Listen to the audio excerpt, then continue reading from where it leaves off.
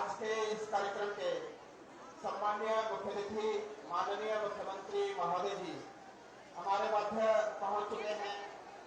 करोड़ों के विकास कार्य की सौगात यहाँ हम सब लोगों को दी है। युवा साथियों से हमारा आग्रह रहेगा, कृपया यहाँ अपना अपना स्थान ग्रहण कर लें। समय की कमी है ताकि हम आज हमारे लिए ये सौभाग्यशाली क्षण है कि आज दिवाली विधानसभा क्षेत्र में प्रगतिशील हिमाचल के 75वें समारोह यहाँ पर मनाया जा रहा है। उस पावन मेला पर हमारे मध्य सम्मान्य कर्मठ जुझारू सम्मान्य मुख्यमंत्री श्री जयराम ठाकुर जी हमारे मध्य विराजमान हुए हैं। उनका हम यहाँ पहुँचने पर कोटि कोटि अभिनंदन और स्वागत करते हैं। साथ में ही सम्माननीय वन मंत्री श्री राकेश पठानिया जी का भी अभिनंदन स्वागत है। सम्माननीय विधायक श्री अर्जुन ठाकुर जी का अभिनंदन स्वागत है। सम्माननीय विधायक श्रीमती रीता धीमान जी का भी अभिनंदन और स्वागत हम यहाँ करते हैं। वित्त ओबीसी वित्त निगम के अध्यक्ष श्री ओपी चौधरी जी का भी अभिनंदन स्वागत है। फतेहपुर में भाजपा के प्रत्याशी रहे श्री बलदेव ठाकुर जी का भी अभिनंदन और स्वागत है। यहाँ पर उपस्थित नूरपुर जिला भाजपा के प्रभारी और पंजाब में पूर्व मंत्री रहे श्री केडी भंडारी जी का भी अभिनंदन और स्वागत हम यहाँ करते हैं। नूरपुर के जिला अध्यक्ष श्री रमेश राणा जी, प्रदेश सचिव श्री विशाल चौहान जी, मंडला अध्यक्ष, यहाँ उपस्थित बीडीसी की चेयरमैन और नगर पंचायत के समस्त पदाधिकारीगण और कोने कोने से आई हुई मातृशक्ति और मीडिया के प्रबंधजनों का हम यहाँ अभिनंदन और स्वागत करते हैं। इससे पहले कि कार्यक्रम विधिवत रूप से आगे बढ़े, हमारा निवेदन रहेगा सम्मानीय विधायक श्री अर्जुन ठाकुर जी से कि वो आज के सम्मानीय मुख्य अतिथि महोदय जी को शॉल टोपी भेंट कर उनका आतिथ्य सत्कार करें। साथ में ही गुर्ज और तलवार भी सम्मानित मुख्य अतिथि महोदय को यहाँ प्रदान की जाएगी।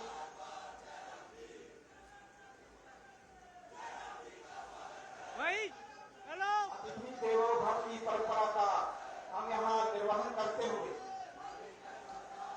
एक बार जोरदार तालियां आज के सम्मानीय मुख्य अतिथि महोदय जी के लिए, जिनके मार्गदर्शन में हिमाचल उन्नति की ओर अग्रसर है, शिखर की ओर अग्रसर है और जवाली विधानसभा क्षेत्र के लिए आज करोड़ों के विकास कार्यों की सौगात दी है। अभिनंदन है, स्वागत है। सम्मानीय मुख्य अतिथि महोदय जी का एक बार जोरदार तालियों करतल ध्वनि के साथ यहाँ स्वागत और अभिनंदन करें। बाथू बिंगड़ी के स्मृति चिन्ह के रूप में भी सम्मानीय मुख्य अतिथि महोदय जी को यहाँ भेंट की जा रही है। शौर्य का प्रतीक गुर्ज तलवार सम्मानीय मुख्य अतिथि महोदय जी को यहाँ जवानी के नागरिकों की ओर से भेंट की जा रही है। स्वागत है, अभिनंदन है सम्मानीय मुख्य अतिथि महोदय जी का। विकास की ओर अग्रसर हिमाचल सम्मानीय मुख्य अतिथि माननीय मुख्यमंत्री श्री जयराम ठाकुर जी के कुशल नेतृत्व में और सौभाग्यशाली हम महसूस कर रहे हैं खुद को कि सम्मानीय मुख्य अतिथि महोदय जी का आशीर्वाद और मार्गदर्शन आज हमें यहाँ मिला है। कोटि कोटि अभिनंदन है, वंदन है, स्वागत है सम्मानीय मुख्य अतिथि महोदय जी का। धन्यवाद सर। हमारा निवेदन रहेगा सम्मानीय विधायक श्री अर्जुन ठाकुर जी से कि वो आए हुए अतिथिगणों का स्वागत और अभिनंदन के लिए सम्मानीय विधायक श्री अर्जुन ठाकुर।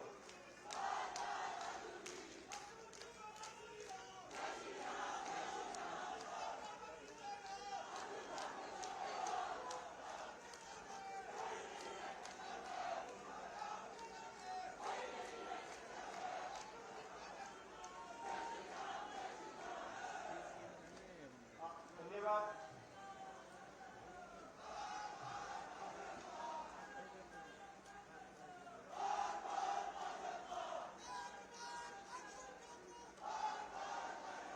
आज के इस अमृत महोत्सव पर उपस्थित प्रगतिशील हिमाचल कार्यक्रम में हिमाचल प्रदेश के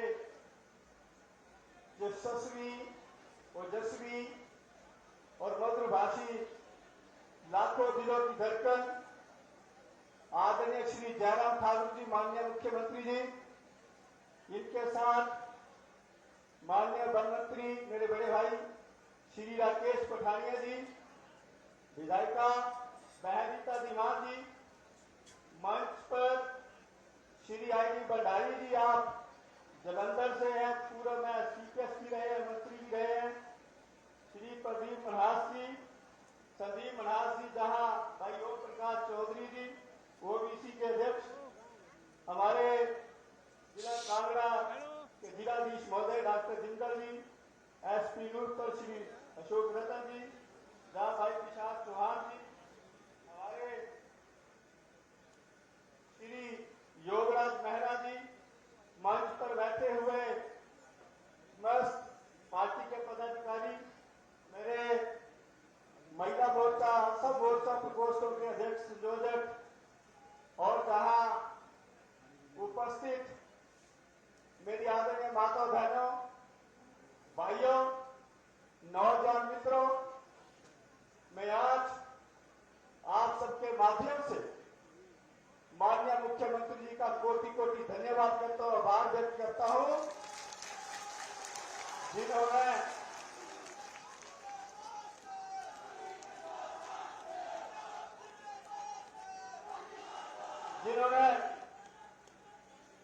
हमारे ज्वाली विधानसभा क्षेत्र में आकर इस कार्यक्रम की शोभा बढ़ाई है। इसके लिए माननीय मुख्यमंत्री, मैं आपका कोटि कोटि धन्यवाद करता हूं, आभार व्यक्त करता हूं। और मैं ज्वाली की जनता को कहना चाहूंगा, आज अगर मैं इस स्थान पर खड़ा हूं तो मेरी ज्वाली की जनता का आशीर्वाद, उसी कारण आज अर्जुन सिंह जहां खड़ा है। मैं कहना चाहता हूं,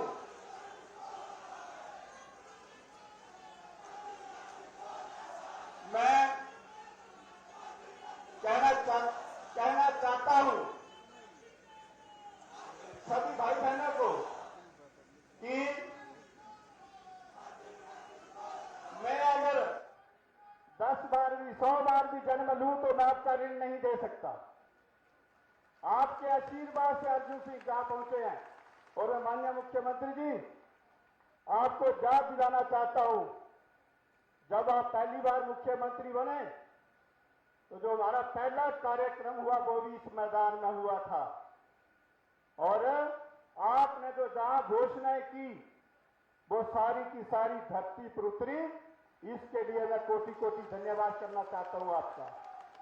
माननीय मुख्यमंत्री जी, आपने ज्वाली के लिए डिग्री कॉलेज दिया, आपने रोटा सूरिया के लिए तहसील दी, आपने कोटला में एक ITI खोली। इसके लिए भी मैं आपका धन्यवाद करना चाहता हूं। मैं ये भी कहना चाहता हूं, चिकित्सा की दृष्टि से आपने ज्वाली में ऑक्सीजन प्लांट हमें दिया, हमारे नगरोटा सूरिया में आपने 50 बेडेड हॉस्पिटल किया और साथ में वहां डॉक्टर्स की पोस्ट भी आपने मंजूर की। इसी के साथ माननीय मुख्यमंत्री जी, मैं इन बातों को इसलिए दोहरा रहा हूं क्योंकि आपको भी याद रहना चाहिए, लोगों को भी याद रहना चाहिए, जो माननीय श्री जयराम ठाकुर जी कहते हैं वो धरती पर उतारते हैं, वो काम करते हैं। इसलिए मैं इस बात किया। मैं ये कहना चाहता हूं, पानी के क्षेत्र में जहां मुझे आपने 40 करोड़ रुपए की कोटला में पानी की स्कीम दी, वहीं आपने नगरोटा सूरिया में भी मुझे 29 करोड़ पीने के पानी के लिए दिया। इसके लिए भी मैं आपका बहुत बहुत आभार व्यक्त करता हूं। जहां मैं ये भी कहना चाहूंगा, गुरेज नहीं करूंगा, आपने मुझे नगर पंचायत के लिए 16 करोड़ रुपया दिया पानी के लिए। इसके लिए भी मैं आपका कोटि कोटि धन्यवाद करना चाहता हूं। माननीय मुख्यमंत्री जी, मैं एक बात और आपके ध्यान में लाना चाहता हूं, एक बात और आपके ध्यान में लाना चाहता हूं। जब मैंने जहां कार्यक्रम किया था उस समय मैंने कहा था, अर्जुन सिंह श्री जयराम ठाकुर के और श्री जयराम ठाकुर के ही रहेंगे। चाहे जैसी मर्जी परिस्थितियां आ जाए, मुझे आपका 5 वर्ष में इतना प्रेम मिला, इतना स्नेह मिला, और जिस भी कागज को लेकर मैं आपके पास गया, आपने कभी मुझे मना नहीं किया। मैं आपको विश्वास दिलाता हूं, आने वाला कल आदरणीय श्री जयराम ठाकुर जी का होगा और ज्वाली से भारतीय जनता पार्टी के विधायक होंगे। मैं ये भी कहना चाहता हूं, कुछ लोग अर्जुन सिंह को बिना मतलब के निशाना बनाना चाहते हैं। मैं एक बात जरूर है, मुझमें एक कमी मैं महसूस करता हूं, मैं बोलता कम हूं और अर्जुन सिंह के तरफ कई लोगों ने मशीनें गाड़ी हुई हैं, पर अर्जुन सिंह का एक ही निशाना होता है, मछली की आंख। और मैं आपको विश्वास देता हूं, आपका आशीर्वाद चाहिए, ज्वाली से कमल का फूल दोबारा खिलेगा, अर्जुन सिंह जीत कर जाएगा। मैं ये कहना चाहता हूं,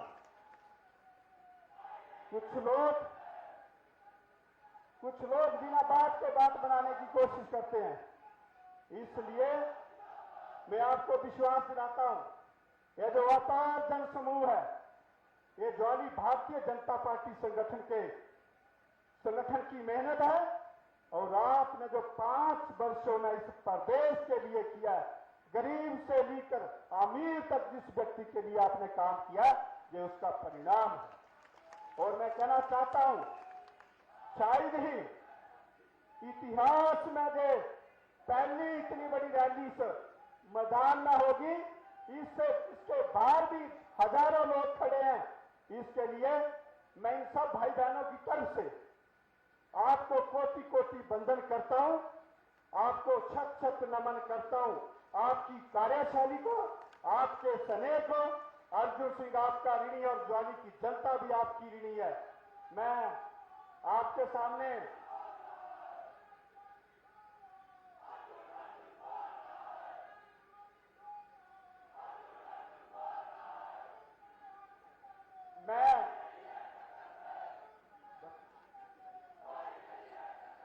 मैं लंबा चौड़ा भाषण नहीं देना चाहता, आपको सुनने मेरी बहनें आई हैं, भाई आए हैं। मैं छोटी सी डिमांडें आपके सामने रखूंगा। मुझे पूर्ण आशा है, आप भगवान श्री कृष्ण के रूप में हैं और मैं अर्जुन सिंह हूं, और भगवान श्री कृष्ण ने अर्जुन को कभी मना नहीं किया, रास्ता दिखाया। इसलिए मेरी आपसे निवेदन रहेगी, प्रार्थना रहेगी कि हम आपके पद चिन्हों पर चलेंगे और किसी प्रकार की कोई कमी नहीं आने दी जाएगी। जहां 2022 में आप मुख्यमंत्री बनेंगे, वहीं आपके आशीर्वाद से अर्जुन सिंह ज्वाली के विधायक बनेंगे, ऐसा मैं आपसे आशीर्वाद चाहता हूं।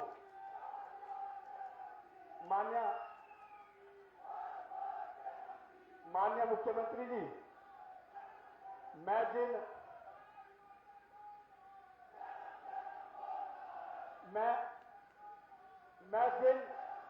मांगों को आपके समक्ष रखना चाहता हूं, आपके लिए कुछ नहीं है। आप पूरे हिमाचल प्रदेश के मालिक, इसलिए मेरी आपसे एक निवेदन रहेगी। हमारी विधानसभा क्षेत्र 3 हिस्सों में बांटी है। हमारे कोटला क्षेत्र पड़ता है और कोटला क्षेत्र में जो अंतिम पंचायत पड़ती है, उसे विकास खंड 150-60 किलोमीटर से भी ज्यादा पड़ता है। और मेरी जहां नास में पंचायत पड़ती है, बनोली पंचायत, उनकी भी वही स्थिति है। तो मेरी आपसे निवेदन रहेगी कि मुझे आप ज्वाली की जनता के लिए एक नया विकास खंड देने की घोषणा करें, तो मैं आपका कोटि कोटि ऋणी रहूंगा। इसी तरह से माननीय मुख्यमंत्री जी, हमारे ज्वाली में हॉस्पिटल के लिए 50 बेड है, इसे 100 बेड करने की घोषणा भी करें। और साथ में मेरी आपसे विनम्र निवेदन रहेगी, तुरंत प्रभाव से आप मेरा वो हॉस्पिटल अपग्रेड करके बाद चिकित्सकों की व्यवस्था करें, समय स्टाफ की व्यवस्था करें। माननीय मुख्यमंत्री जी, आप 10 मई को कोटला आए थे। आपने कोटला जो वायदा मेरे साथ किया, जो वायदा जनता के साथ किया, वो आपने पूरा कर दिया। पर मेरी आपसे थोड़ी सी डिमांड रहेगी। मेरे 2 काम वहां रह गए थे। एक हमारा आपने डिग्री कॉलेज के लिए बोला था। मैं कहता हूं आज इतनी जनता आई है, ये सब आपकी कार्यशैली को पसंद करती है, जो आपके वायदों को पसंद करती है। मेरी आपसे निवेदन रहेगी कि हमारे वहां जो आपने कहा वो डिग्री कॉलेज भी तुरंत शीघ्र अतिशीघ्र चालू हो जाना चाहिए, कैबिनेट से अप्रूवल हो जाना चाहिए। इसी तरह से माननीय मुख्यमंत्री जी, मेरे कुछ और भी स्कूल हैं और रास्ते हैं, जैसे हमारे बलोली में रास्ता है, जैसे हमारा इधर मनारा में रास्ते, 3-4 रास्ते मैं उनको आपसे अलग से दे दूंगा लिख के। मुझे आशा है आप उनके लिए भी बजट देंगे। और अंत में एक बार फिर मैं ये कहना चाहता हूं, इस बार हम सरकार नहीं रिवाज बदलेंगे। और मैं कहना चाहता हूं, जब भी ज्वानी से विधायक जीत के गए हिमाचल प्रदेश में, भारतीय जनता पार्टी की सरकार है। इसलिए एक बार फिर मैं अपनी विधानसभा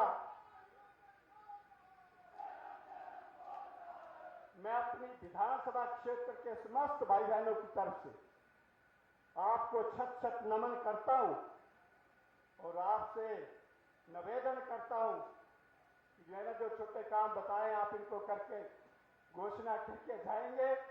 इन्हीं शब्दों के साथ मैं अगर किसी का, मेरे मीडिया वाले मित्र रह गए, मैं आपका नाम नहीं ले सका, आपसे भी क्षमा चाहूंगा। और मेरे बहुत सारे पदाधिकारी पीछे बैठे हैं, जिला परिषद के सदस्य बैठे हैं, बीडीसी की चेयरमैन बैठी और अधिकारी कर्मचारी बैठे हैं। मैं सबका कोटि कोटि धन्यवाद करता हूं। और एक बात अंत में आप सब भाई बहनों का, माननीय मुख्यमंत्री जी, पंडाल तो 10 बजे भर गया था। मैं आप सबका बहुत बहुत धन्यवाद करता हूं, आभार व्यक्त करता हूं। और मैं आपसे एक निवेदन करना चाहता हूं, माननीय मुख्यमंत्री जी, जब तक अपना भाषण समाप्त न करें तो अपनी अपनी कुर्सी से कोई ना हिले। इन्हीं शब्दों के साथ एक बार फिर जय हिंद, जय हिमाचल, धन्यवाद। धन्यवाद महोदय, आपने यहाँ विस्तार से बात रखी है। यहाँ पर प्रधानमंत्री फसल बीमा योजना मेरी पॉलिसी मेरे हाथ, उसकी भी शुभारंभ, उस अभियान का शुभारंभ भी सम्माननीय मुख्यमंत्री श्री जयराम ठाकुर जी करेंगे।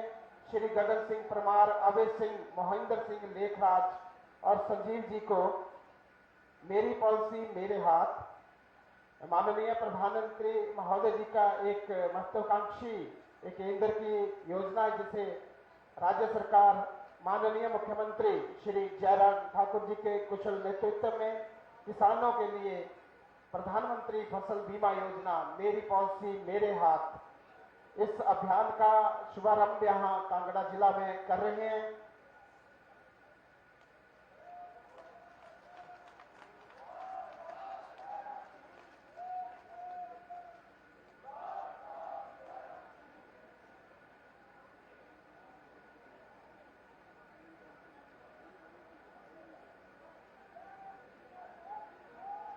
किसानों के हित के लिए ये पॉलिसी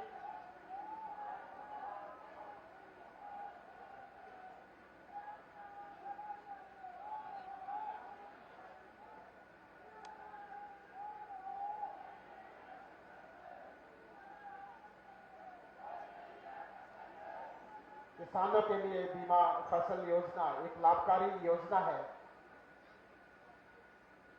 धन्यवाद महोदय।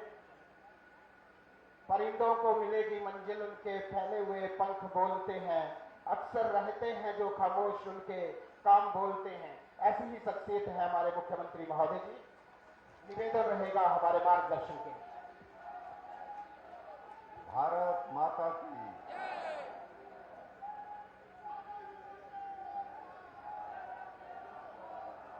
भारत माता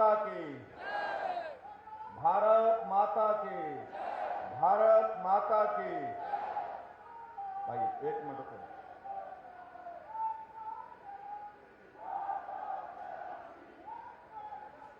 प्रगतिशील हिमाचल, अरे भाई बस हो गया। प्रगतिशील हिमाचल प्रदेश की 75 वर्ष की इस यात्रा के इस कार्यक्रम में हमारे बीच में हिमाचल प्रदेश सरकार में माननीय वन मंत्री भाई राकेश ठानिया जी, ज्वाली विधानसभा क्षेत्र के लोकप्रिय विधायक अर्जुन ठाकुर जी, इंदौरा की लोकप्रिय विधायिका रीता धीमान जी, पूर्व में मंत्री रहे और हमारे जिला के प्रभारी पंजाब से श्री के.डी. भंडारी जी,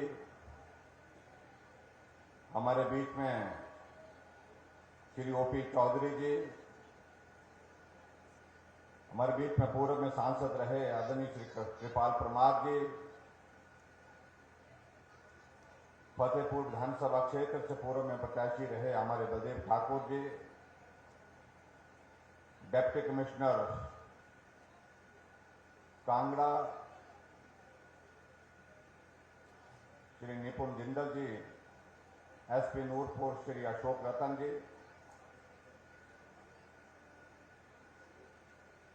हमारे पार्टी के साथी रमेश राणा जी, उत्तम धीमान जी, विशाल चौहान जी, योगराज जी, पंकज जी, अन्य सभी हमारे पार्टी के साथी सहयोगी, पंचायती राज संस्थाओं के चुने हुए प्रतिनिधि और आज के इस कार्यक्रम में उपस्थित सभी भाइयों बहनों, नौजवान साथियों और पत्रकार मित्रों,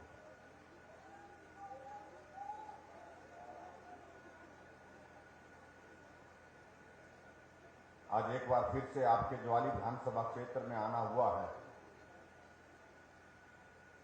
और सबसे पहले मैं क्षमा चाहूंगा कि आप सबके बीच में पहुंचने में देर होगी, क्योंकि मौसम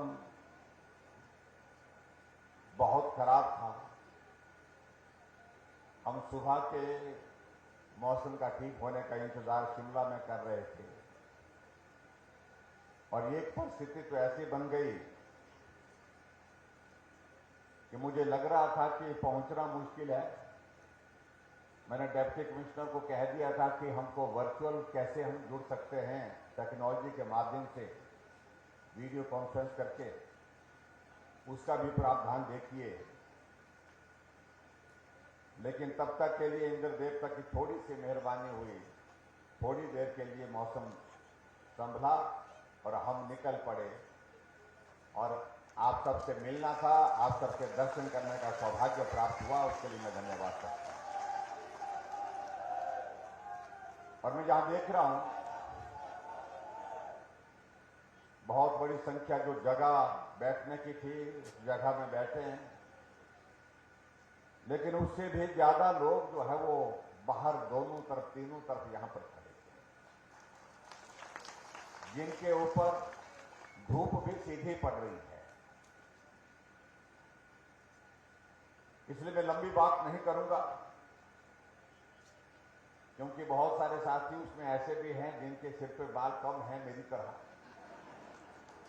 और उनके लिए और परेशानी हो इस धूप में, ऐसा हम चाहते नहीं। भाइयों और बहनों, आज हमारा देश आदरणीय मोदी जी के नेतृत्व में बहुत मजबूती के साथ लगातार आगे बढ़ रहा है। देश भर में 75 वर्ष आजादी के होने के पश्चात आदरणीय प्रधानमंत्री जी ने इसे अमृत महोत्सव के रूप में एक बड़ा कार्यक्रम पूरे देश के सामने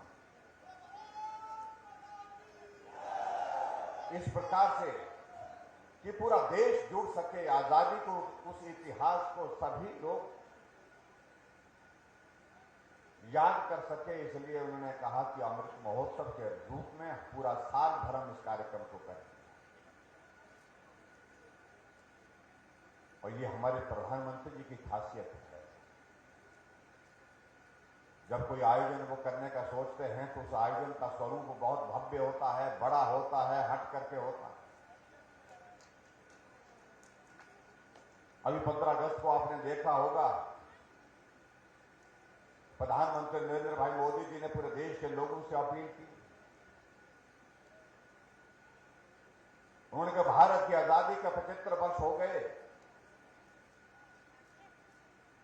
इस आजादी को हासिल करने के लिए सैकड़ों हजारों लोगों ने अपने जीवन की कुर्बानी दी है। उनके उस योगदान को हम स्मरण करते हुए आओ हम एक मिलकर के काम करते हैं कि पूरे देश भर में कोई घर ऐसा नहीं छूटना चाहिए जहां पर तिरंगा झंडा ना लगे। हर घर तिरंगा, घर घर तिरंगा, ये नारा है।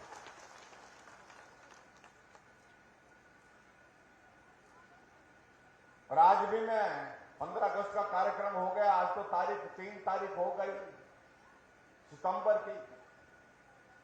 आज भी अगर हिमाचल प्रदेश में हम सड़कों से जाकर के कहीं अगर देखते हैं, चलते फिरते हम देखते हैं, तो हम देखते हैं कि एक चाय के स्टॉल पर भी तिरंगा लगा हुआ, ढाबे वाले के ढाबे पर भी तिरंगा लगा हुआ है। और किसी घर में, चाहे घर छोटा है चाहे बड़ा है, लेकिन तिरंगा लगा।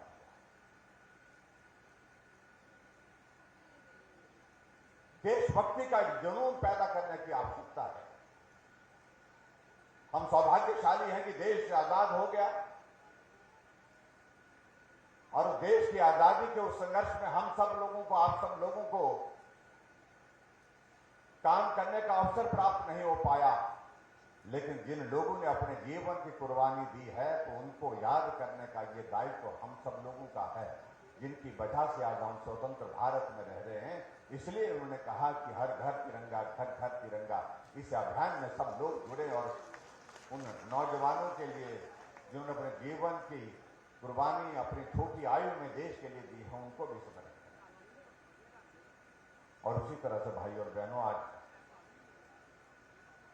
हमारे हिमाचल के लिए भी सौभाग्य की बात है कि जहां देश की आजादी के 75 वर्ष पूरे हुए, वहां हिमाचल प्रदेश के भी 75 वर्ष गठन के हुए हैं। हिमाचल बने 75 वर्ष हो गए हैं। इसलिए ये दोनों सहयोग को मिलाकर के हमने तय किया कि हम हिमाचल प्रदेश के हर विधानसभा क्षेत्र में जाएंगे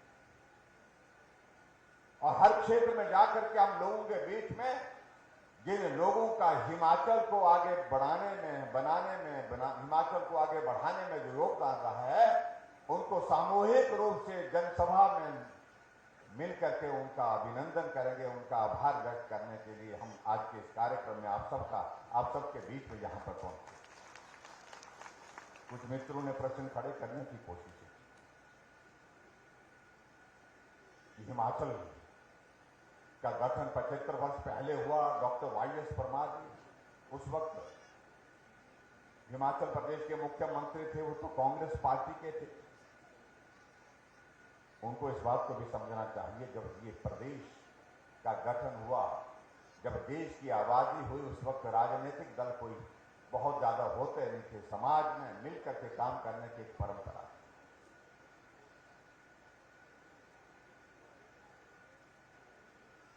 और इसलिए आप लोगों ने इस बात को भी देखा हो, जो डॉक्यूमेंट्री आप लोगों ने यहां पर देखी, उसमें आपने देखा कि मुझसे पहले हिमाचल प्रदेश के जो 5 मुख्यमंत्री रहे, जिसमें डॉक्टर YS परमार, जिसमें श्री शांता कुमार कांगड़ा जिला से ही संबंध रखते, 2 बार मुख्यमंत्री रहे, जिसमें ठाकुर रामलाल जी मुख्यमंत्री के नाते रहे, जिसमें वीरभद्र सिंह जी लंबे समय तक मुख्यमंत्री के नाते रहे, और जिसमें प्रोफेसर प्रेम कुमार धूमल जी भी मुख्यमंत्री के नाते 2 बार हिमाचल प्रदेश में रहे। और उनके योगदान को भी हमने स्मरण करते हुए उनका भी हमने आभार व्यक्त किया है कि सब लोगों ने अपने नेतृत्व में हिमाचल प्रदेश को आगे बढ़ाने के लिए बहुत महत्वपूर्ण भूमिका निभाई।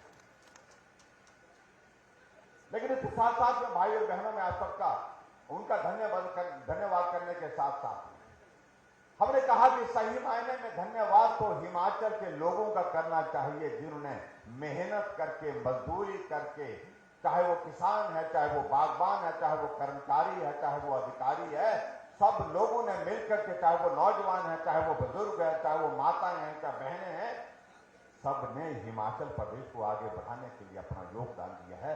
इसलिए हमने कहा कि हम लोगों के बीच में जाकर के, उनके ही बीच में जाकर के उनका धन्यवाद करें।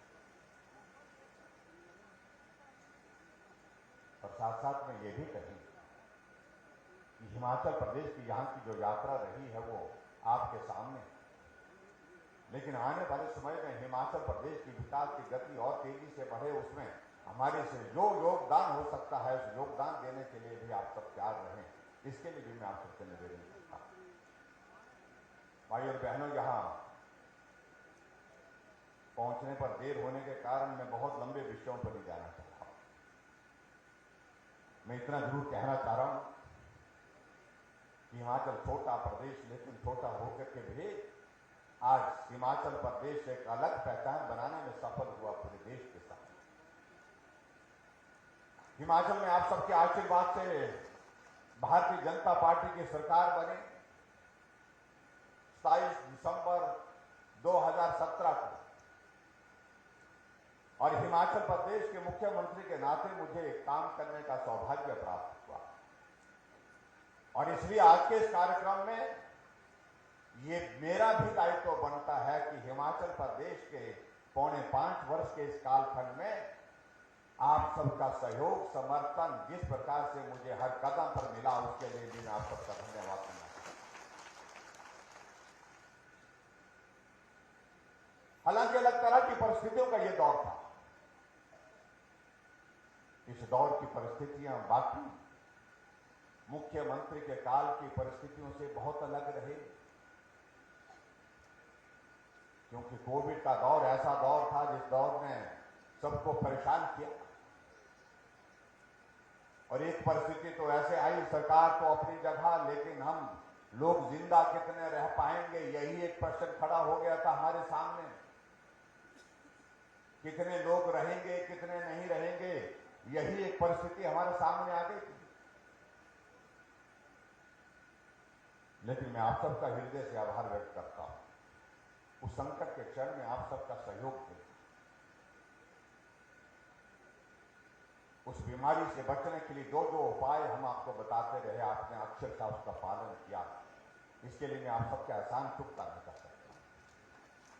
आज अगर हजारों की संख्या में यहां पर हम खड़े, उसकी वजह यह है कि हमने कोविड के नियमों का पालन किया। और सबसे बड़ी बात तो ये, जो वैक्सीन हमारे देश के साइंटिस्ट ने बना करके तैयार की, उस वैक्सीन लगाने के लिए जब देश के यशस्वी प्रधानमंत्री नरेंद्र मोदी जी ने सब लोगों से आग्रह किया, आपने उसका पालन किया और पालन करके 100% वैक्सीनेशन का पहला दौर भी पूरा किया और दूसरा दौर भी पूरा किया। उसके लिए मैं आप सबका बहुत बहुत धन्यवाद करता हूं। और मैं इस बात के लिए भी धन्यवाद करता हूं आप सबका कि हिमाचल पूरे देश का पहला राज्य था जिसने सबसे पहले टीकाकरण का पहला दौर पूरा किया, और हिमाचल फिर दूसरी दौर में भी पहला राज्य था पूरे देश भर में जिसने दूसरा दौर भी सबसे पहले किया। और इसके लिए मैं खासतौर से डॉक्टर, पैरामेडिकल स्टाफ, नर्सेज, हमारे आशा वर्कर, आंगनबाड़ी वर्कर, सबने जो मेहनत की, अपने जीवन को भी संकट में डालकर के उन्होंने कहा आपके जीवन को बचाने के लिए जो प्रयत्न किया, उसके लिए हम उनका एहसान चुकता नहीं कर सकते। उनका हृदय से आभार व्यक्त करता हूं। और मैं सभी भाई और बहनों से मैं कहना चाहूंगा कि एक ताली उन लोगों के लिए होनी चाहिए जिन्होंने अपने जीवन को संकट में डाल करके हमारे जीवन को बचाने के लिए कहा, क्योंकि संकट बहुत बड़ा था। आमतौर पर जब आदमी बीमार होता, उसके परिजन उसके पास जाते हैं, उसकी सेवा करते हैं, टांगे दबाते हैं, बुखार हो गया तो ठंडी पट्टी कराते हैं, उसको सहारा दे करके बाथरूम तक ले जाते हैं। लेकिन ये बीमारी ऐसी बीमारी थी जो जिसको भी हुई उसको अकेले उसको झेलना पड़ा। ना परिवार का कोई सदस्य आ सकता था करीब, ना कोई साथी नजदीक आ सकता था, ना कोई दोस्त नजदीक आ सकता था, ना कोई रिश्तेदार नजदीक आ सकता था। ये बहुत विचित्र परिस्थिति। और यहां तक कि जब कई जगह तो ऐसी स्थिति हुई, किसी की दुखद मृत्यु हो गई, परिवारजन भी उसके अंतिम संस्कार में शरीक नहीं हो पाए। और हमारी पार्टी के बहुत सारे साथियों ने आगे बढ़ करके काम किया संगठन के। उन्होंने अंतिम संस्कार करने के लिए भी अपने आप जो है पीपी किट पहन करके शमशान घाट में जा करके उनका अंतिम संस्कार करने की उस भूमिका को निभाया। उसके लिए मैं पार्टी के सब साथियों का भी धन्यवाद करता हूं और उसके साथ साथ में उन भाई बहनों का भी धन्यवाद करता हूं जिनका कोई रिश्ता नहीं था उस मरने वाले से, लेकिन इंसानियत के नाते कि हमारे ही बीच का साथी है, दुनिया से चला गया, उन्होंने उनका अंतिम संस्कार किया। बहुत सारे ऐसे संदर्भ दिमाग में आते हैं उस वक्त के जो विचलित करते हैं। सही बात है, 2 लाख 2.5 लाख से 2.5 लाख से ज्यादा लोग हिमाचल के दूसरे प्रांतों में फंसे हुए थे, दूसरे प्रदेश के दूसरे हिस्सों में फंसे हुए। एक एक आदमी को घर तक पहुंचाना बहुत कठिन काम था, लेकिन हमने एक एक आदमी को, चाहे वो गोवा में हमारे नौजवान रेस्टोरेंट और होटल में काम करने के लिए गए थे, जब वो संकट में फंसे 5,000 नौजवानों को गोवा से स्पेशल ट्रेन लगा करके 5 ट्रेनों में हिमाचल पहुंचाने के बाद फिर उसके बाद बसों में उनको घर तक पहुंचाया। हिमाचल के हमारे बच्चे कोटा पढ़ने के लिए गए थे, राजस्थान के कोटा में 1 महीने तक कमरे के अंदर रहे। 1 महीने तक उनको बहुत सारी परेशानी का सामना करना पड़ा, बाहर लॉकडाउन लगा था। बच्चों ने वीडियो बना करके भेजा और मुझे वीडियो भेजे, कहा अंकल हम इस हालात में रह रहे हैं, जहां खाना खाते थे ढाबे में, रेस्टोरेंट में, वो ढाबे भी बंद हो गए हैं। जहां से उसके बाद हमको खाने के लिए हमने और जगह से इंतजाम किया, उन लोगों ने खाना देना बंद कर दिया, क्योंकि उन्होंने कहा कि हम भी नहीं पहुंच सकते। ऐसे हालात में कुछ दिन फल खाए, कुछ दिन जहां से हमको ब्रेड मिला ब्रेड खाए। बाहर कर्फ्यू लगा है, बाहर लॉकडाउन लगा, हम जा नहीं सकते, आप हमारे लिए इतना कर दीजिए, हमें अपने घर तक पहुंचा दीजिए। मैंने एचआरटीसी की यहां से बसें रवाना की, 60 बसें राजस्थान के कोटा में पहुंचाई और बच्चों को बसों में डाल करके उनको घर तक एक प्रकट किया। एक मानवीय दृष्टिकोण हमने होना चाहिए, उसके लिए हमको करना भी था और हमने किया। 2.5 लाख लोग पूरे प्रदेश के, देश के दूसरे कोनों से घर घर तक पहुंचे। और विचित्र बात मित्रों तब लगती है जब हम देखते हैं कि उस संकट में, जब आदमी का जीवन सबसे बड़े संकट में फंसा हुआ था, उस वक्त भी कुछ लोग राजनीति करते थे। वो राजनीति ही करते रहे। मैं उनके बारे में कुछ नहीं कहना चाह रहा। जब वैक्सीन बन करके तैयार हुई तो उस वक्त भी उन्होंने कई तरह की टिप्पणियां की, हम वैक्सीन नहीं लगाएंगे। वैक्सीन क्यों नहीं लगाएंगे? ये मोदी वैक्सीन है। यूपी में कहने लगे ये योगी वैक्सीन हम नहीं लगाएंगे, ये भाजपा की वैक्सीन है। अरे वैक्सीन आदमी की जिंदगी को बचाने के लिए है। लेकिन मैं देश के भाई और बहनों का इस बात के लिए अभिनंदन करता हूं, उन्होंने किसी की बात नहीं मानी ना सुनी। जो गुमराह कर रहे थे उनको विश्वास था नरेंद्र भाई मोदी जी पर, उनकी बात को सुना, उनकी बात को माना। वैक्सीन सेंटर में जाकर के कतार में खड़े होकर के वैक्सीन लगा करके अपने जीवन को सुरक्षित करते आए। लोगों का भरोसा था कि, भरोसा क्या था कि नरेंद्र मोदी जी जो भी कर रहे हैं वो अपने लिए नहीं कर रहे हैं, हमारे जीवन को सुरक्षित करने के लिए कर रहे हैं। इसलिए भाई और बहनों, ये दौर कभी भूल नहीं सकते। ऐसे में उस दौर से हम बाहर निकलने की स्थिति में हो गए हैं। और मैं इतना कहना चाह रहा हूं, लेकिन फिर भी उसके बावजूद भी हमको आने वाले समय में भी बहुत सावधानी के साथ काम करना है। हिमाचल में हमारी सरकार का 4.25 वर्ष का कार्यकाल आप सबके बीच में है। हमने प्रयत्न किया है, हमने प्रयास किया है, गरीब के करीब रह करके काम करने की कोशिश की है। हमने मातृशक्ति यहां पर बैठी है, बड़ी संख्या में बैठी है माताएं बहनें, नारी को नमन करके एक अभियान चलाया, जहां जो मदद उनके लिए कर सकते थे वो मदद करने की हमने कोशिश की। और लेकिन उसके बावजूद भी हमारे कई साथी कई तरह की बातें कहने की कोशिश करते हैं। और कुछ लोगों को तो ये हो गया कि हिमाचल में हमारी सरकार का 5 वर्ष का कार्यकाल पूरा किया है, जैसे उनको लग रहा था कि ये सरकार चलेगी ही। और पता नहीं क्यों ऐसा सोच रहे थे। उनकी सोच पर मुझे कुछ कहना नहीं जा रहा, लेकिन विचित्र बात तो यह है कि कुछ लोगों के दिमाग में यह बात बैठ गई है कि बड़े बड़े लोग ही काम करते हैं और हम लोगों को, हम जैसे, क्योंकि मेरी कोई पृष्ठभूमि राजनीतिक पृष्ठभूमि नहीं है, मेरी कोई पृष्ठभूमि कोई इस प्रकार की कोई आर्थिक दृष्टि से कोई मजबूत पृष्ठभूमि नहीं, गांव का, छोटे से गांव का, और गरीब परिवार में जन्म लेने के बाद जो है गरीबी को देखा नहीं, गरीबी के दौर में से गुजर करके उस हालात को का सामना किया है जिसका मैं वर्णन नहीं कर सकता। इसलिए वो बड़े हैं, उनको समझ में नहीं आता कि गरीबी क्या चीज है। हमने गरीब लोगों के लिए काम करने की शुरुआत पहले दिन से की। हम हिमाचल प्रदेश में इस बात को कहते हैं कि हमने रिवाज बदलने की बात कही है। कहने लगे रिवाज कैसे बदलेगा, रिवाज बदलने की बातें तो होनी नहीं चाहिए। हमने के जो अच्छे रिवाज हैं उनको मजबूत करेंगे, उनको कायम रखेंगे, लेकिन जो रिवाज गलत हैं उनको बदलने की आवश्यकता है।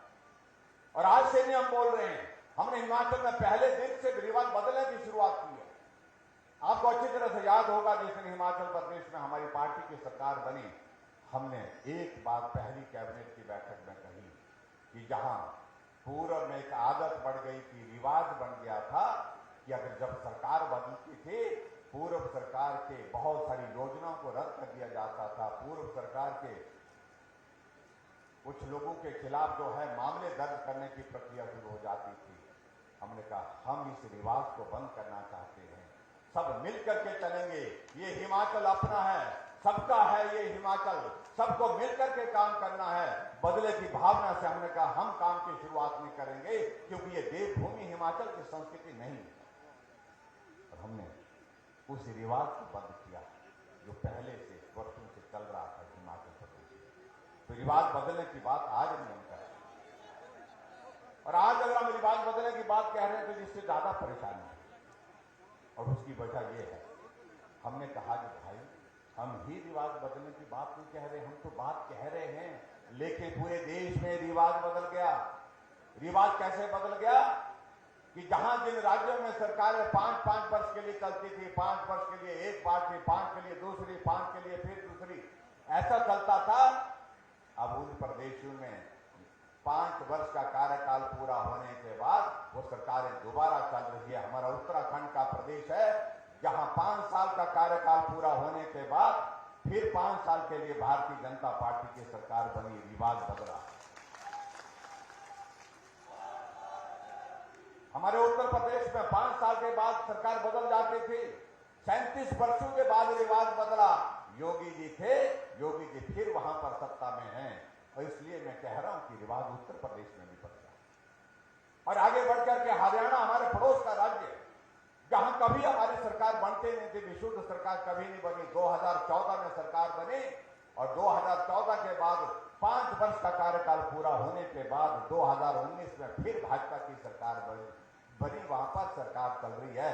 रिवाज बदला, तो इसलिए मैं बात करता हूं। गोवा में फिर भाजपा की सरकार 5 वर्ष के बाद फिर बनी, मणिपुर में फिर भाजपा की सरकार थी, फिर भाजपा की सरकार बनी। जब पूरे देश में रिवाज बदल गया, तो ये हिमाचल में 5-5 वर्ष का रिवाज क्यों रखना है भाई? इसलिए हम कह रहे हैं कि हिमाचल में भी अब की बार इस रिवाज को बदलना है, क्योंकि पूरे देश में रिवाज बदल गया है, और हिमाचल में भी अब की बार रिवाज बदल करके छोड़ेंगे, ये हम आपके बीच में कहना चाहते हैं।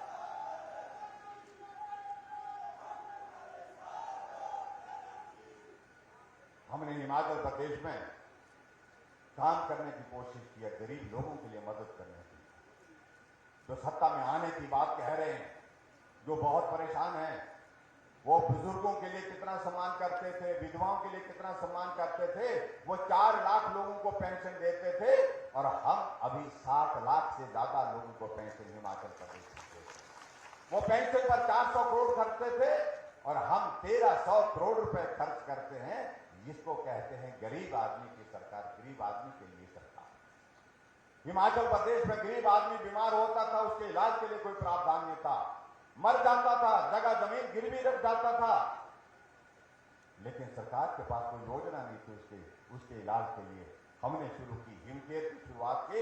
आज गरीब आदमी के पैसे जेब में अगर नहीं भी है तो जेब में वो हिम केयर का कार्ड डाल करके हॉस्पिटल जाता है, उसे मालूम है कि इससे ही मेरा इलाज हो जाएगा। ये बड़े लोग नहीं सोच पाए, ये गरीब लोग ही सोच सकते थे, क्योंकि हमने दौर को देखा है। गरीब परिवार की अगर बेटी बीपीएल परिवार की है, उसकी शादी पर हमने तय किया कि हम जो है शगुन योजना की हमने शुरुआत की, और जिस दिन उस बेटी की शादी होगी हम 31,000 रुपये शगुन के रूप में उस बेटी को देंगे। ये पहले कभी सोचा नहीं गया है, जो लंबे समय तक हिमाचल प्रदेश में सकता है।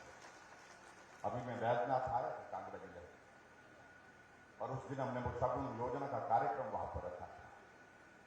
एक बेटी को मंच पर बुलाया, मैंने कहा हम उनको बधाई देना, मैं मिलना भी चाहता हूं। उनको शगुन योजना का 31,000 रुपये शगुन सरकार की ओर से प्राप्त हुआ। जब वो बेटी मंच पर आई तो बेटी को मैंने शुभकामनाएं दी, और शुभकामनाएं का बधाई देने के बाद हमने बात की। मेरी इच्छा थी जानने की, मैंने कहा इस बेटी ने उस 31,000 रुपये जो शगुन का मिला उसका क्या किया। मैंने कहा बेटे तुमने वो पैसा अपने खाते में जमा किया या अपने पति के खाते में जमा किया या क्या किया।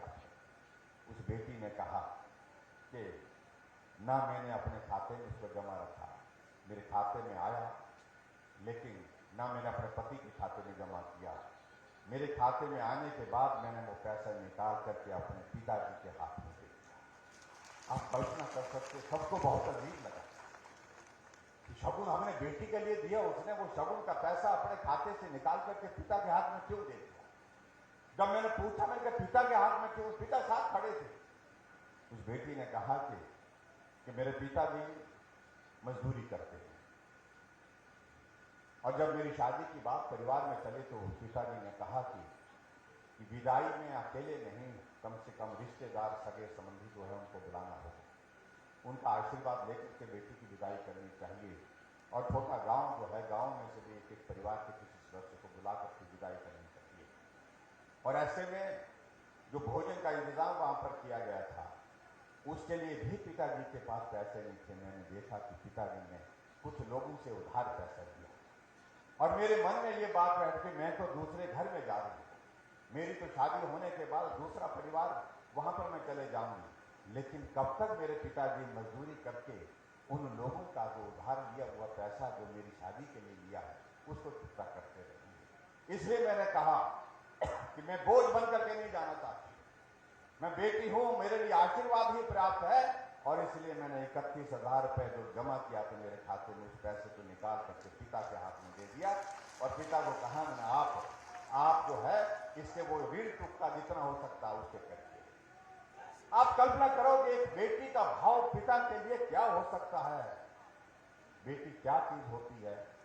आपको कहूं पिताजी वहां सामने खड़े थे, उनकी आंखों में गया, भावुक थे, पंडाल में जितने लोग थे वो भी भावुक थे। ऐसी योजना के माध्यम से हमने सेवा करने की कोशिश की। कांगड़ा जिला की एक महिला जिसको शिमला बुलाया गया था कार्यक्रम में, एक हमारे पत्रकारों का एक कार्यक्रम था, एक समाचार पत्र का कार्यक्रम था। जब मंच पर से संबोधन हुआ तो कहा गया कि ये महिला कांगड़ा जिला की है और उस महिला को सहारा योजना का लाभ मिला। तो मुझे जानने की इच्छा हुई, तो मैंने उस महिला से पूछा कि आपको सहारा योजना का लाभ मिला है, तो सारी योजना उसके सारी चीजों को जब बताया गया, उस महिला की विचित्र कहानी थी। उस महिला का पहला बच्चा हुआ, वो अपाहिज था, और कुछ अरसे के बाद, कुछ सालों के बाद दूसरा बच्चा वो भी अपाहिज, और तीसरा बच्चा जब हुआ वो भी अपाहिज। तो उसके बाद उसके पति ने उसको छोड़ करके वो कहीं और चले गए, उसको छोड़ दिया। और उस महिला के सामने ऐसी परिस्थिति थी, या तो मैं बच्चों के साथ अपने जीवन को समाप्त करूं और बच्चों के जीवन को भी समाप्त करूं, इसके सिवाय कुछ चारा नहीं। किसी ने उस महिला को बताया कि ऐसी योजना चल रही है हिमाचल प्रदेश सरकार की, जिसको मुख्यमंत्री सहारा योजना बोलते हैं, और उसके कागज पत्र ला करके वो कागज पत्र भर के दिए, और उस महिला को 3 बच्चों के जो अपाहिज होने के कारण उनको 3-3 हजार रुपये, 9,000 रुपये हर महीने का मिल रहा है, और उससे वो उन बच्चों का पालन पोषण करते। लोग तो बहुत रहे, लंबे समय तक रहे, बड़े बड़े लोग रहे हिमाचल प्रदेश में, जो अपने आप को बहुत बड़ा मानते थे, लेकिन फिर भी उसके बावजूद इस तरह से गरीब लोगों के लिए इस प्रकार के साथ संवेदना के साथ हम काम करने की बात थी, वो हमारी सरकार ने किया। मैं बहुत लंबी बात कहूंगा, बहुत वक्त लग जाएगा। मैं आपके बीच में ये भी मैं जरूर कहना चाहता हूं, यहाँ पर महिलाएं बैठी है, हमने देखा कि महिलाओं की संख्या हमारी आबादी का आधा हिस्सा है। महिलाएं अब घर से नहीं, घर से बाहर जाकर के भी काम करने लग पड़ी हैं, अपना कारोबार चलाती हैं, नौकरी करती हैं, प्राइवेट सेक्टर में जाकर के काम करती हैं, दुकान में खोल करके अपना व्यवसाय करती हैं। हमने कहा कि महिलाओं को आने जाने के लिए मदद करनी चाहिए, और इसलिए हमने हिमाचल प्रदेश में हमारी सरकार ने तय किया कि माताओं और बहनों को आने जाने का किराया आधा होगा, आधा किराया हमने माफ कर दिया।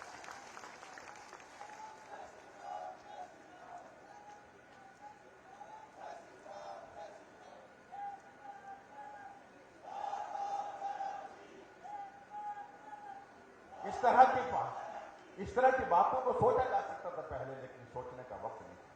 और इसी तरह से हमने हिमाचल प्रदेश में हमने कहा हम ऊर्जा राज्य के रूप में जाने जाते हैं। हमारे हिमाचल में 11,000 मेगावाट बिजली पैदा होती है हाइड्रो सेक्टर की। हम पंजाब, हरियाणा, दिल्ली, राजस्थान और देश के दूसरे राज्यों को बिजली बेचते हैं, लेकिन हमने कहा कि हिमाचल प्रदेश के लोगों को लिए इसका लाभ क्या होगा। जो गरीब लोग हैं, गरीब के साथ साथ जो मध्यम वर्ग के लोग हैं, तो हमने तय किया कि इसमें कितना, एक गरीब आदमी कितना खर्च करता है। तो मालूम हुआ कि अगर 3 बल्ब किसी के घर में लगे हैं, 4 बल्ब लगे हैं, तो 60 यूनिट तक खर्च होता है।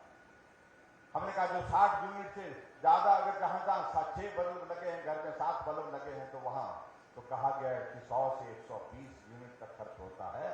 तो हमने एक निर्णय लिया हिमाचल प्रदेश में, हमने कहा कि हिमाचल में 125 यूनिट तक हम कोई बिल नहीं लेंगे, 0 बिल लेंगे।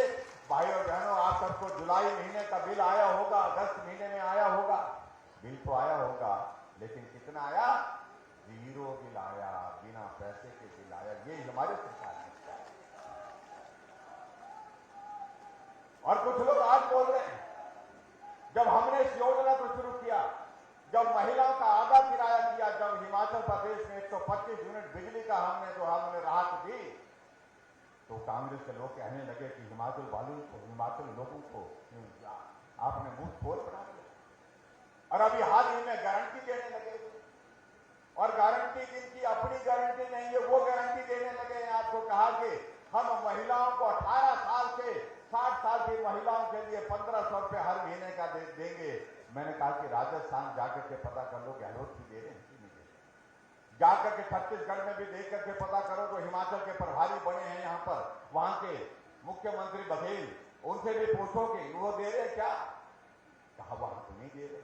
हमने कहा जो वहां नहीं दे रहे हैं, जहां रिसोर्सेज हमसे ज्यादा है, तो हिमाचल में कहां से देंगे? और जब हमने किराया माफ किया आधा, तो कहा मुंह तोड़ बना दिया।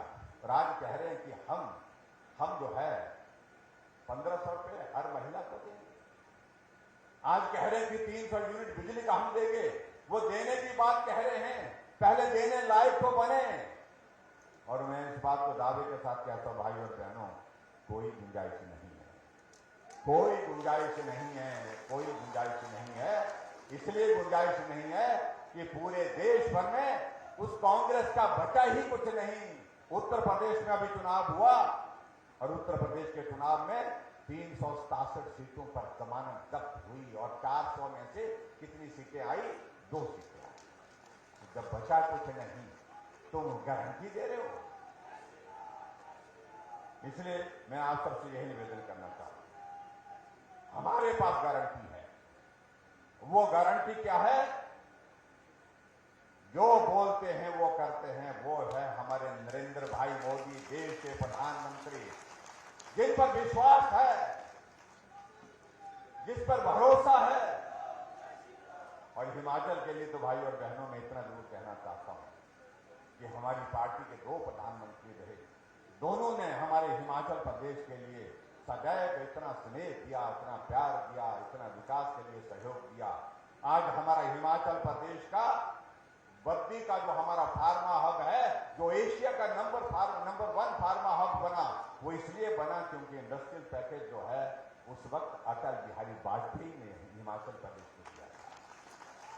आज अगर हम बात कहें, हमारे ऊना में बल्क ड्रग फार्मा पार्क आ रहा है, जहां 50,000 करोड़ रुपए का इन्वेस्टमेंट आएगा।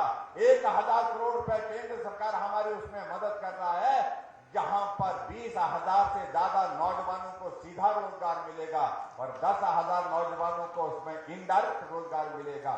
ऐसे प्रधानमंत्री हमें चाहिए, ऐसा नेतृत्व हमको देश में चाहिए, तो हिमाचल को मदद करें।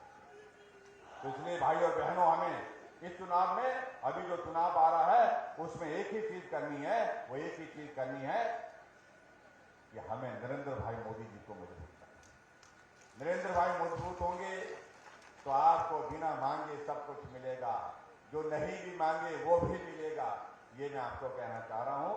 तो इसलिए भाई और बहनों, आज के इस कार्यक्रम में आप सब जहां पर आए, मैं आप सबसे यही निवेदन करना चाहता हूं कि दौर बहुत करीब है और इस दौर को आप समझिए कि हिमाचल प्रदेश चल पड़ा है उस राह पर, जिस राह पर उत्तराखंड चला, उत्तर प्रदेश चला, मणिपुर चला, गोवा चला, गुजरात चला, हरियाणा चला।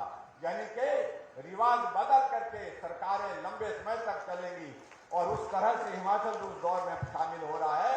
आप सबका आशीर्वाद उसके लिए चाहिए और इस विधानसभा क्षेत्र में आप सबने बहुत बड़ा सहयोग दिया है। यहाँ का लोकसभा का चुनाव हुआ, चाहे विधानसभा का चुनाव हुआ, चट्टान की तरह आप सब लोग खड़े हुए, उसके लिए मैं आप सबका धन्यवाद करता हूँ। भाई अर्जुन जी ने यहाँ आपके विकास के संदर्भ में बातें कही हैं कि हमने यहाँ इस विधानसभा क्षेत्र में जहाँ कॉलेज खोलना था, कॉलेज खोला, ITI खोलनी थी, ITI खोली, दूसरे हमने संस्थानों को अपग्रेड करना था, अपग्रेड किया। और उसके साथ साथ वे कहते हैं कि बहुत कुछ हुआ, लेकिन उसके बावजूद भी एक आध चीज और भी हो जाए तो उसका हमको बहुत बड़ा लाभ होगा। तो मैं आपके बीच में भाई और बहनों यही कहना चाहता हूं कि आपका जो ज्वाली का जो हमारा सिविल हॉस्पिटल है, जो 50 बेड का हमने किया था, उसको हम बढ़ा करके 100 बेड की करने की यहाँ पर घोषणा करते हैं। और ये घोषणा आजकल हम बाकी जगह नहीं कर रहे हैं, यहाँ इसलिए कर रहे हैं क्योंकि हमारा आना कम हुआ यहाँ पर, इसलिए आप सबके बीच में मैं यही कहना चाहता हूं। और दूसरी बात, एक और चीज कही गई कि ज्वाली में जो है बीडीओ का एक ऑफिस होना चाहिए, नया बीडीओ का ऑफिस होना चाहिए। तो अगर आप चाहते हैं,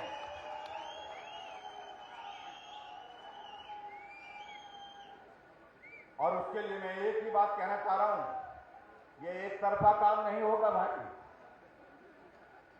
उसके बदले में आप क्या करेंगे? भाजपा का विधायक भेजेंगे, भाजपा की जीत कराएंगे।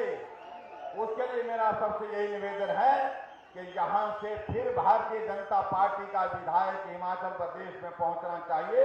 इसलिए मैं आपको वादा कर रहा हूं कि ज्वाली में एक विकास खंड जो है बीडीओ के ऑफिस खोलने की भी मैं यहाँ पर घोषणा करता हूं। यही मुझे आप सबके बीच में कहना है। बाकी एक आधे स्कूल के लिए यहाँ पर कहा है, उन स्कूल के बारे में भी हम विचार करेंगे। एक हाई स्कूल है, एक हाई स्कूल टालियां है, जिसको कहा कि इसको अपग्रेड करना है, इसको +2 करने की भी मैं घोषणा करता हूं। तो आप सबके बीच में भाइयों हम आएंगे, कुछ दिनों के बाद आएंगे, जब चुनाव का दौर होगा तब चुनाव की बातें होंगी। लेकिन आज हम सिर्फ इतना ही कहना चाह रहे हैं कि आपका आशीर्वाद और आपके शुभकामनाएं लेकर के यहाँ से जा रहे हैं और सरकार भाजपा की बनेगी। रिवाज बदल करके छोड़ेंगे। रिवाज पूरे देश भर में बदला है, तो हिमाचल प्रदेश में भी रिवाज बदलेंगे। भाजपा की सरकार है और भाजपा की सरकार बनाएंगे। इतनी बात कहते हुए आप सबका बहुत बहुत धन्यवाद। नमस्कार, जय हिंद, जय हिमाचल।